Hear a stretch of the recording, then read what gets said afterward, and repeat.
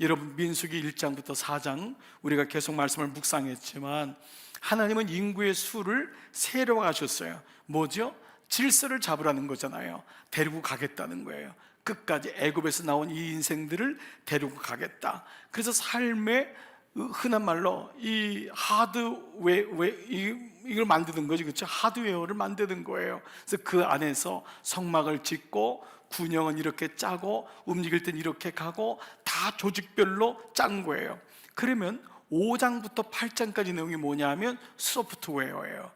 그 안에다가 무엇을 집어넣을 거냐, 이게 이제 하나님의 순서인데, 하나님이 우리를 교회라고 하는 하드웨어로 부르신 다음에 소프트웨어를 집어넣는 거예요. 그것이 바로 거룩과 정결, 바로 죄의 문제를 하나님이 거론하십니다.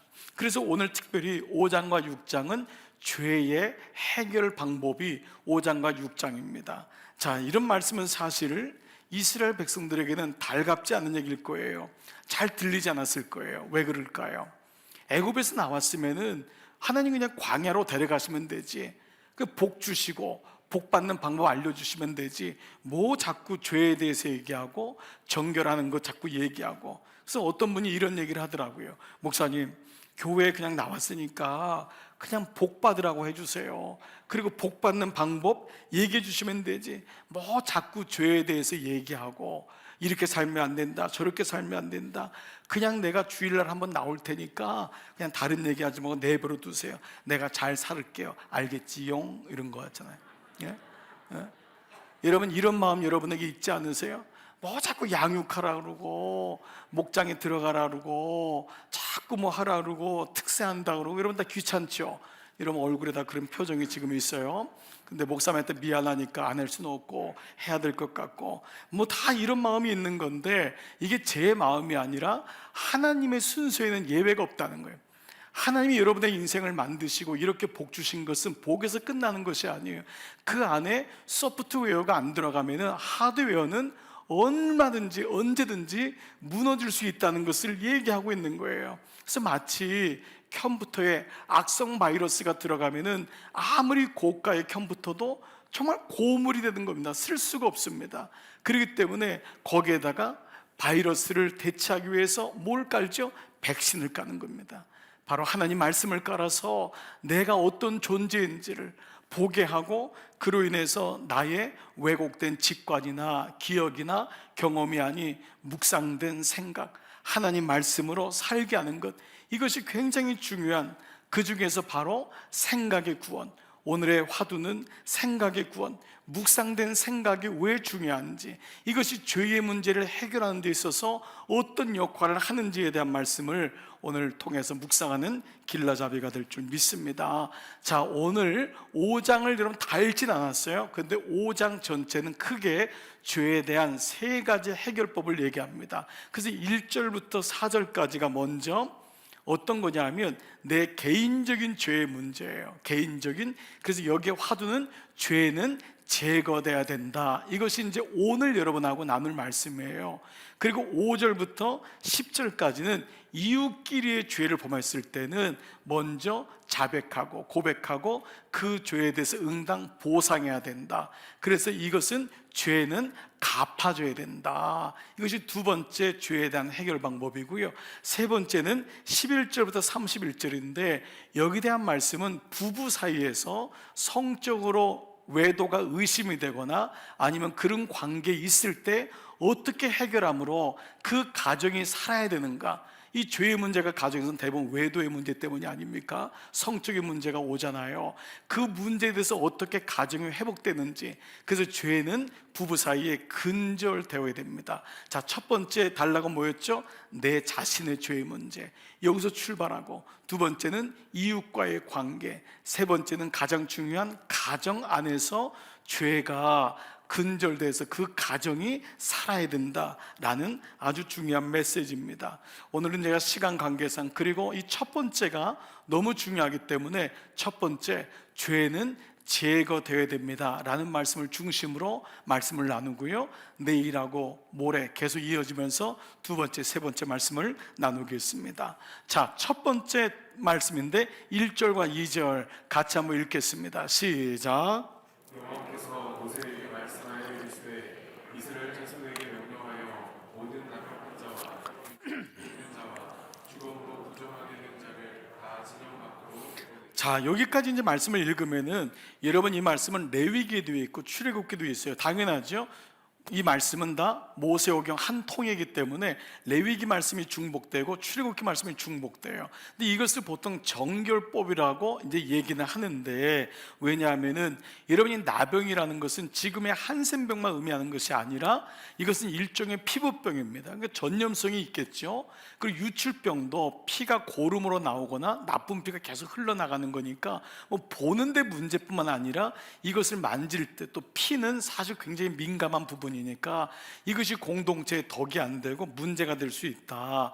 또 죽은 시신을 만지는, 바로 죽음으로부터 나오는 이 부정은 뭐냐면 시신을 통해서 전염병이 확산될까 하는 이런 모습이 바로 이제 당시는 격리라고 하는, 지임 밖으로 나가라고 하는 최선의 방법을 했다. 그래서 이걸 정결법으로 이해하지만 사실은 아닙니다. 정결법은 한 부분이지만 이 부분은 바로 3절을 보면 이것이 죄에 대한 말씀을 하고 있는 것을 알게 됩니다. 자, 3절인데요. 남녀를 막론하고 다 진영 밖으로 내보내요. 그들이 진영을 더럽히지 하지 말라. 그 다음 말씀이요. 시작. 내가 그 진영 가운데에 거하느니라. 이 말씀이 바로 죄에 대한 부분임을 알 수 있는 중요한 단서입니다. 하나님의 거룩이 그 가운데 있다는 거예요. 속성상 죄와 거룩은 같이 있을 수 없다. 그렇기 때문에 오늘 이 말씀은 바로 죄에 대한 부분임을 암시하고 있고요. 또 이것이 죄인 이유는 어제까지 묵상했던 레위기의 마지막 말씀이, 어제 말씀이 뭐예요? 48절, 49절 레위기에, 그것이 바로 레위 지파가 몇 명인지가 확정되고 레위 지파의 일에 대한 게 말씀이거든요. 그러니까 이 말씀은 레위 지파에 대한 말씀인데 뜬금없이 정결법이 아닌 그들이 죄로 거룩해, 죄에서부터 거룩해져야 되고, 그리고 이 5장 말씀이 8장까지 가서 8장은 레위인의 봉헌식이 나옵니다. 그렇게 죄를 씻음받고 고백한 그를 이스라엘 백성들이 다 나와서 다 안수하고 함께 그들을 세우는 장면이 8장에 나와요.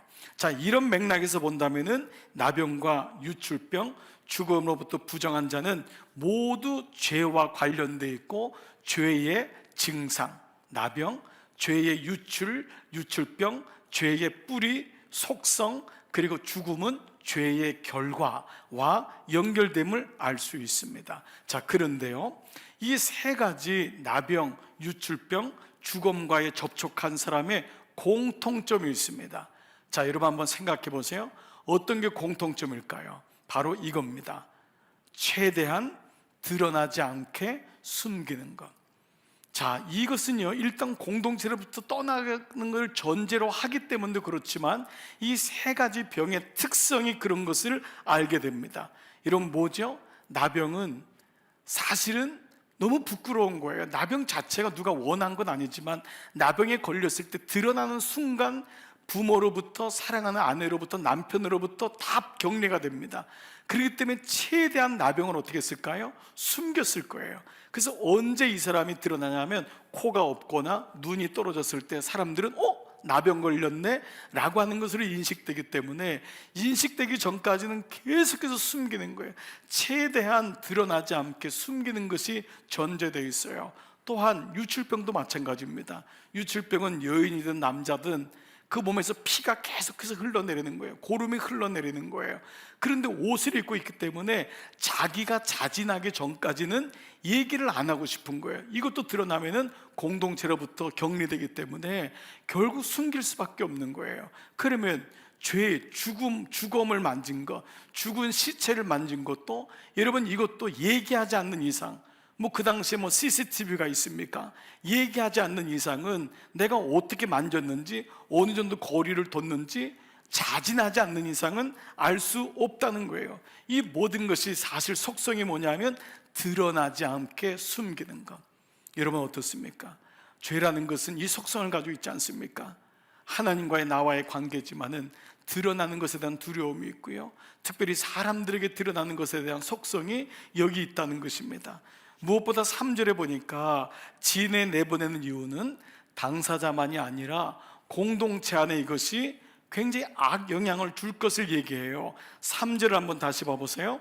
남녀를 막론하고 다 진영 밖으로 내보내요 그들이 진영을 더럽히게 하지 말라는 거예요. 여러분, 이게 죄의 속성 아닙니까? 우리를 깜짝 놀랄 때가 있어요. 내가 그렇게 죄 지은 것이 자식이 죄 짓는 게 똑같이 짓는 걸 봐요. 아니, 내가 지은 죄를 딸이 똑같이 죄 짓는 걸 봐요. 이 죄의 속성이란 뭐냐면 죄는 사명이 있거든요. 계속해서 죄를 짓게 하는 거예요. 그 죄가 그 가정 속에 계속 머무르게 해서 그 죄로 인해서 결국은 망하게 하는 것, 이거 아니겠어요? 그러니까 이 문제는 뭐냐면 공동체를 보호한다고 하는 정말 의미가 있지만 죄를 만으로 여기지 말라고 하는, 이 죄의 문제를 절대 쉽게 보지 말라고 하는 것이 전제되어 있다는 거예요. 자, 말씀드린 대로 이 세 가지 죄의 공통점이 최대한 드러나지 않고 숨기는 것. 이게 누가 원해서 그러겠어요? 어떤 분은 그 마음에 아주 그냥 정말 힘든 마음도 있잖아요. 이 죄를 가지고 주님 앞에 이 죄가 용서받나요? 이런 분도 있고, 어떤 분은 그렇게 죄를 졌는데도 뻔뻔하게 이게 뭐 큰 문제야? 이렇게 하는 분도 있을 거예요. 사람마다 다 다를 거예요. 말씀에 대해서도 마찬가지입니다. 오늘 이 선교연체장들이 이렇게 대표로 찬양했지만 여러분, 모든 교회마다 갈등이 없는 교회가 어디 있어요? 자기의 죄는 못 보고 남의 것만 그렇게 잘 보이는 겁니다. 왜 저 인간은 저러냔 말이에요. 왜 저럴 수밖에 없냔 말이에요. 그러다 보니까 자기 자신의 영혼의 사막화가 일어나요. 그런데 오늘 4절 말씀을 묵상하다가 정신이 번쩍 들었습니다. 여기에 방법이 있구나, 여기에 해결책이 있었구나, 나에게 이것이 문제였구나. 4절을 같이 한번 읽겠습니다. 시작. 이스라엘 자손이 그같이 행하여 그들을 진영 밖으로 내보냈으니 곧 여호와께서 모세에게 이르신 대로 이스라엘 자손이. 자, 여러분, 이 말씀을 가만히 잘 봐보세요. 이렇게 말했는데 나병한 자, 유출한 자, 죽음에 손댄 자 내쫓아라. 그런데 그들이 그같이 행하여, 그같이 행하여, 그리고 진영 밖으로 내보냈으니 이것이 곧 여호와께서 모세에게 이르신 대로 이스라엘 자손이 행하였더라. 여러분, 뭐죠? 자신의 생각을 고집하지 않고 토달지 않고, 여기 대해서 더 이상 토달지 않고 자기의 생각을 고집하지 않고 인정했다는 거예요. 여러분, 저는 여러분의 상황을 몰라요. 그래서 이렇게 질문해 보는 거예요. 여러분은 난 그것이 뭔지 몰라요. 여러분이 술을 드시는 건지, 도박, 그게 죄겠어요? 가끔 도박을 하는 거, 그거 죄겠어요? 여러분, 탈세하느라고 여 사람 저 사람 만나가지고 어떻게 했는지 세금 안 내는 거, 그거 죄겠어요? 애 잘 되려고 군대 안 보내려고 이 사람 만나가지고 하는 거, 그건 죄겠어요? 부모들 다 하는 거죠. 남자들 좀 한번 바람 피는 거, 그거 큰 죄겠어요? 사람들 다 그렇게 하는데, 그런데 물어볼게요. 여러분은 그것이 죄라고 인정되십니까? 오늘 이게 화두예요. 그것이 죄라고 인정되십니까? 부인들은 남편들이 그렇게 바람피고 남편들이 흠잡을 게 아니라 그런 남편을 그렇게 놔둔 것이 여러분에겐 죄라고 느껴지십니까? 이 남편이 왼수래가지고 이렇게 죄 짓는 남편하고 사는 거 참는 게 내가 하는 거죠 라고 하기 전에 그 남편을 섬기지 못한 거 제대로, 그건 죄가 아닙니까? 죄입니까? 묻는 거예요. 이것이 인정됩니까? 그것이 무엇이든 간에 여러분의 삶에서 그것이 죄입니까? 그 포르노 몇 번 보는 게 그게 죄입니까? 누가 여러분에게 감히 물어보겠습니까? 그러나 멈춰서 생각해 본다면, 세상 사람들은 여러분 죄 때문에 애통 안 하잖아요. 누가 여러분에게 죄 문제를 얘기하겠어요? 그러나 멈춰서 십자가 앞에 나오니까 그분이 나의 죄를 대신하여 죽었는데 나는 여전히 죄 가운데 있다면, 그리고 그 죄에 대해서 안한부인하고 나의 합리적인 생각, JQ를 가지고 잔머리를 가지고 계속해서 우긴다면, 오늘 나로부터, 죄로부터 나오지 못하는 것은 주님의 능력이 없어서가 아니라 바로 죄를 죄로 인정하지 못하는 나의 생각은 아닌지, 그래서 이 죄에 대해서 굴복되지 않는 것이 아니라 죄에 대한 나의 생각이 굴복되지 않는 겁니다. 다시요. 죄에 대해서 굴복되지 않는 것이 아니라 죄에 대한 나의 생각이 굴복되지 않는 거예요.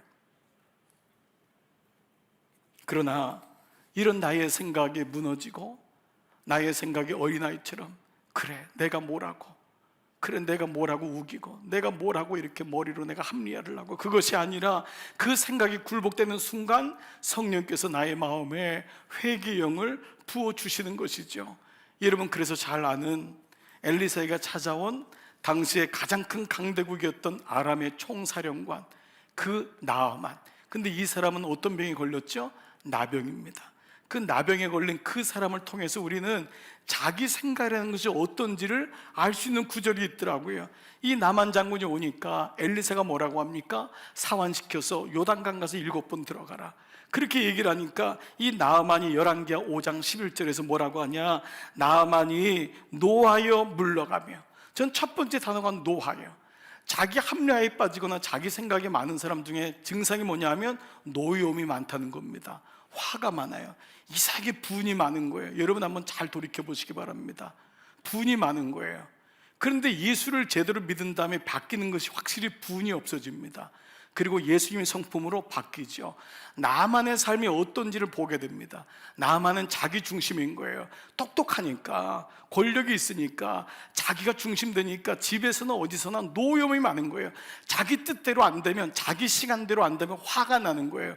여러분, 대부분의 인생이 여기 걸려 있습니다. 그러면서 뭐라 그러죠? 물러가는 거예요. 됐다. 뭐 교회, 뭐 그 교회 아니면 뭐 없어? 뭐 그 목사 아니면 없어? 물러가는 거예요, 스스로가. 그러면서 뭐라고 하죠? 내 생각에는 그가 내게로 와서 서서 그의 하나님이 여호와의 이름을 부르고 그의 손을 그 부위에 흔들어 나병을 고칠까 하느라. 나병은 그렇게 고쳐야지. 자기의 생각이 있는 겁니다. 이 구절은 대단히 짧지만 의미 있는 그의 생각이 어떠한지, 그의 삶이 어디에 붙잡혔는지를 보게 됩니다. 그런데 그가 자기의 생각을 내려놓았을 때 어떠한 일이 있느냐? 그 다음 구절 보니까 나아만이 이에 내려가서, 그는 올라가는 인생이었잖아요. 근데 그가 항복이란 건 뭐예요? 포기는 뭐예요? 내려가는 거잖아요. 그가 내려가서 하나님 사람의 말대로, 하나님의 사람의 말씀대로, 말씀이 들리기 시작했던 것입니다. 노하기를 쉽게 하고 그냥 됐어 그러고 팽개치고 그랬던 사람이 내려갈 줄 알고 하나님의 사람의 말이 들리게 되니 요단강에 7번 몸을 잠그니 그의 살이 어린아이의 살같이 회복되어 깨끗하게 되었다. 여기 잠근다는 말이 세례하고 똑같은 말입니다. 그가 성령의 세례를 받고 물의 세례를 받고 그리스도인이 되어서 그랬더니 그의 살이 어린아이의 살같이, 바로 우리가 어떻게 변화되는지를 깨끗하게 됨을 말씀하고 있죠. 이 생각의 구원에 대한 것을 당시 자신들의 생각에 머물러서 이게 무슨 죄야 라고 우겼던 한 교회가 있습니다. 사도 바울이 찾아갔던 그 교회, 고린도 교회입니다. 고린도 교회는 은사가 많은 교회로 소문이 났었고 기도하는 영적인 사람들이 많은 사람으로 소문난 교회였습니다. 그러나 고린도 교회는 동시에 가장 갈등이 많고 뒷담화가 많고 사랑이 없는 교회 중에 하나였습니다. 사도 바울은 그들이 은사가 없는 것이 아니라, 하나님의 구원이 없는 것이 아니라 자기의 생각에 다 사로잡혀 있다는 것을 간파합니다. 그리고 그들에게 뭐라고 하냐? 고린도서 10장 4절, 우리의 싸우는 무기는 육신에 속한 것이 아니에요. 오직 어떠한 견고한 진도 무너뜨리는 하나님의 능력이 있는데, 이것이 모든 이론을 무너뜨리며, 우리가 가지고 생각하는 내 잘났다고 생각하는, 잘나지도 않았는데도 그런 쓸데없는 자기의 고집이 있고, 잘난 사람이 고집 가지고 있으면 괜찮아요. 이것도 표현이 이상하지만, 근데 그것이 없는 분도 이상한 고집이 있더라고요. 그러니까 여러분, 이 모든 이론을 무너뜨리고 또 그 다음에 뭐예요? 하나님을 대적하여 높아진 거, 우리의 생각 아니에요. 합리적이라고 생각하는 것, 나의 생각들, 그리고 그 다음에 구체적으로 모든 생각을 사로잡아. 근데 여기 사로잡아라는 것은 군사용어입니다. 포로가 됐다는 것입니다. 내가 포로 되었던 것을 다시 사로잡으라는 거예요. 우리의 생각이 사로잡혔다는 거예요. 내 생각이 이상해요. 사로잡혀버린 거예요. 그러니까 사로잡히니까 못 나와요. 여러분, 흔히 도박하는 사람이 못 나오는 이유가 뭡니까? 그 생각이 사로잡힌 거예요. 한 번 딴 거를 가지고 9번 잃은 거를 생각을 못 하는 거예요. 늘 딴다고 생각하는 거예요. 자기의 직감과 자기의 기억과 경험은 옳다라고 왜곡된 생각이 깔려 있으니까 생각을 낳지 못하는 이런 것들이 머물러 있음을 보게 됩니다. 모든 생각을 사로잡아, 그 다음 말씀이 뭐예요?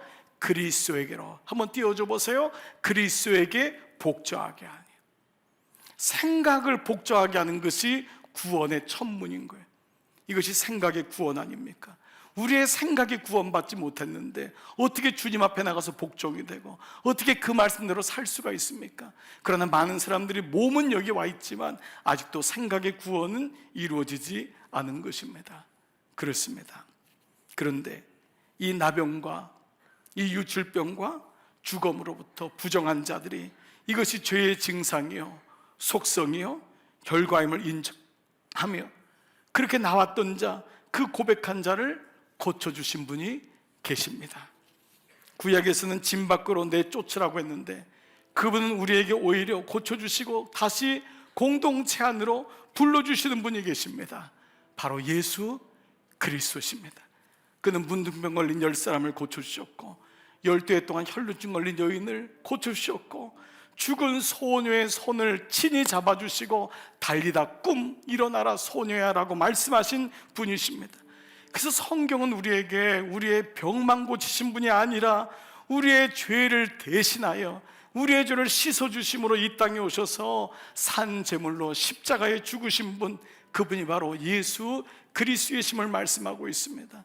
신약에 나온 모든 주님의 치유 사역은 구원과 모든 것이 연결되어 있습니다. 이것은 민수기에서 죄라고 여겨서 공동체 쫓겨나고 드러낼 수 없고 숨기고 살았던 그들의 아픔을 아시고 친히 주님이 10명의 나병한 자를 고쳐주시고 12해 동안 혈루증에 걸려서 아무것도 못하는 그 자가 그 예수님의 옷자락이라도 만지기를 원한다고 하는 그 마음을 아시고 누가 나를 만졌느냐, 그 여인을 지목하여 부르시고 야이로의 딸 죽은 소녀가 이미 죽었다고 하는데 죽은 시체를 만지면 안 되는데 죽은 사람의 손을 붙잡고 달리다 꿈 소녀에 일어나라.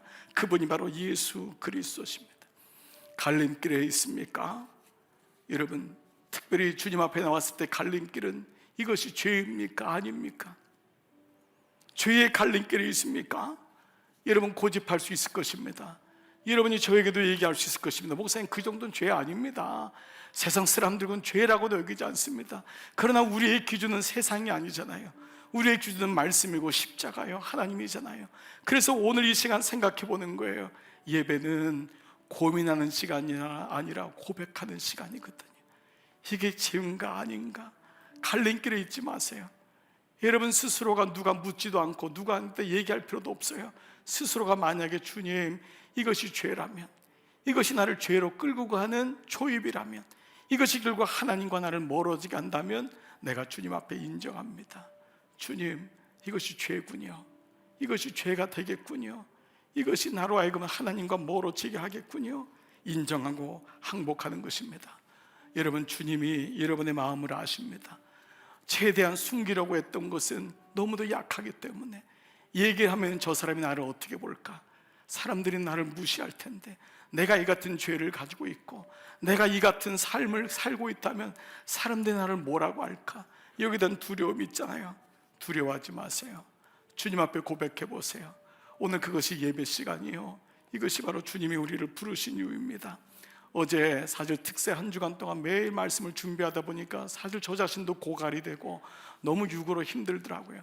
어젯밤에 이제 주일 말씀을 밤 10시가 딱 끝났어요. 끝났는데 문득 이 갈림길에서라고 하는 단어를 가지고 묵상하다가 이 갈림길이 크로스 로드 아니에요? 십자가에서 십자가 로드, 이 십자가 선상에서 어디로 가야 되는지 사거리라는 의미도 가지고 있잖아요. 에러 크로스 로드, 내가 갈림길에서. 근데 문득 저 로드, 내 길을 포기하니까 크로스가 남더라고요. 저는 어제 말씀을 끝난 다음에 너무 주님께 감사했어요.